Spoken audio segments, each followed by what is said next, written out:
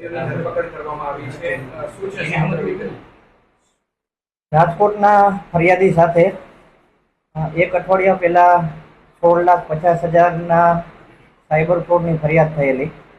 Share બજારમાં મોટો નફો કમાવાની લાલચ આપીને ફિનવોલ્ટ નામની ખોટી એપ્લિકેશન ડાઉનલોડ કરાવીને તેમની સાથે અલગ અલગ બેંક એકાઉન્ટમાં રોકાણ કરાવવામાં આવેલું હતું, જેમાં બે બેંક એકાઉન્ટ ગોંડલના પરેશ ગોવિંદભાઈ મકવાણા અને મોનેક મહેશદાસ દુધરેજિયા ની ધરપકડ કરવામાં આવેલી છે. બંને ઇસમોએ પોતાના બેંક એકાઉન્ટમાં સાયબર ફ્રોડના નાણાં મેળવી પોતાનું કમિશન રાખીને સાયબર ફ્રોડ આચરવામાં મદદગારી કરેલી છે. આ બંને આરોપીઓની તપાસ દરમિયાન જાણવા મળ્યું છે કે એક આરોપી વિરુદ્ધ ભારતમાં અલગ અલગ 17 જગ્યાએથી અને બીજા આરોપી વિરુદ્ધ ભારતમાં અલગ અલગ 3 જગ્યાએથી કમ્પ્લેન નોંધાયેલી છે.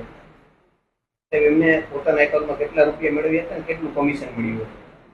આ ગુનાના કામે પરેશ ગોવિંદભાઈ મકવાણાના એકાઉન્ટમાં 1 લાખ રૂપિયા અને મોનેક મહેશદાસ દુધરેજિયાના એકાઉન્ટમાં 5 લાખ રૂપિયા જેટલા મેળવેલા હતા.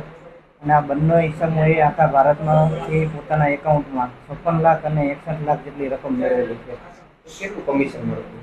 આ બંને વ્યક્તિને પોતાના એકાઉન્ટમાં 10,000 જેટલું કમિશન મળેલું છે. એક ટ્રાન્ઝેક્શનમાં બંનેને પોતાનું બેંક એકાઉન્ટ ભાડે આપવા માટે 10,000નું કમિશન મળેલું છે.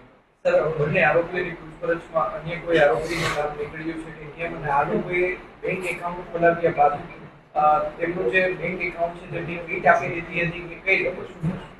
બંને આરોપીએ પોતાનું બેંક એકાઉન્ટ ખોલાવીને ગોંડલના એક મહિલા ધર્મિષ્ઠાબેન યાદવ કરીને જેનું નામ ખુલ્લું છે એમને પોતાની કીટ આપી દીધી હતી.